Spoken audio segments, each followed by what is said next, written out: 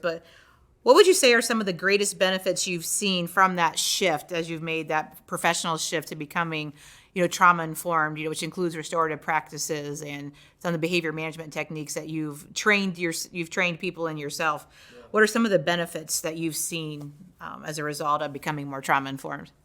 Yeah, I think it's definitely helped me with understanding behavior and what is causing it. What is the kid getting out of the situation or getting away from?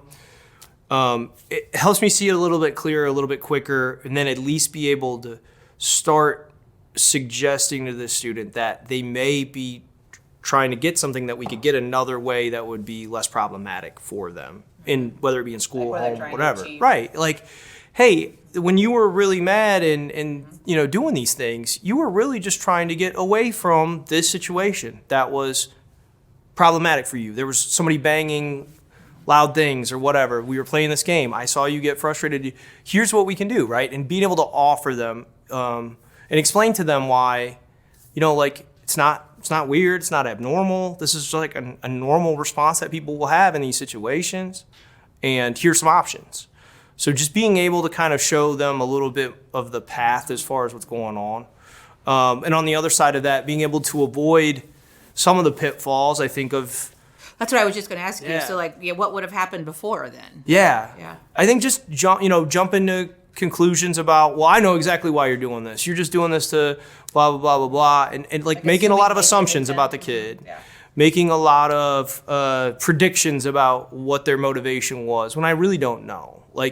I think I love that this is called constant curiosity, because I think that's also one of the big things was shifting from being certain to being curious, yeah. Right? And, I think if I am going to make a question or statement, I'm like, hey, do you mind if I ask you something? It almost looks like you might need somebody to come and sit with you, just because I notice every time I walk over here, you're starting to get loud and then I have to come back over. Would it just be better if I just sat here, right?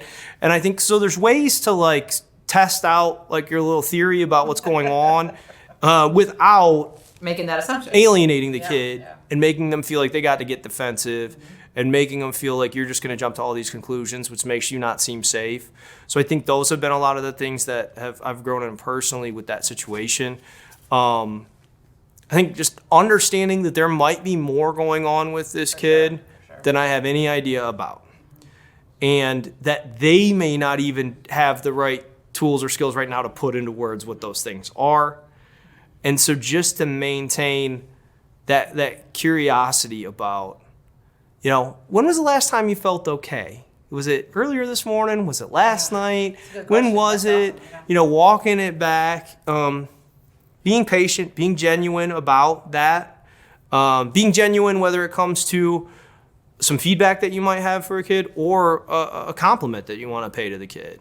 I think that those types of things, being able to avoid jumping to conclusions and thinking I'm a mind reader as much, and those types of things, I think has been really help. Those have been some of the things I've been able to avoid with that lens on.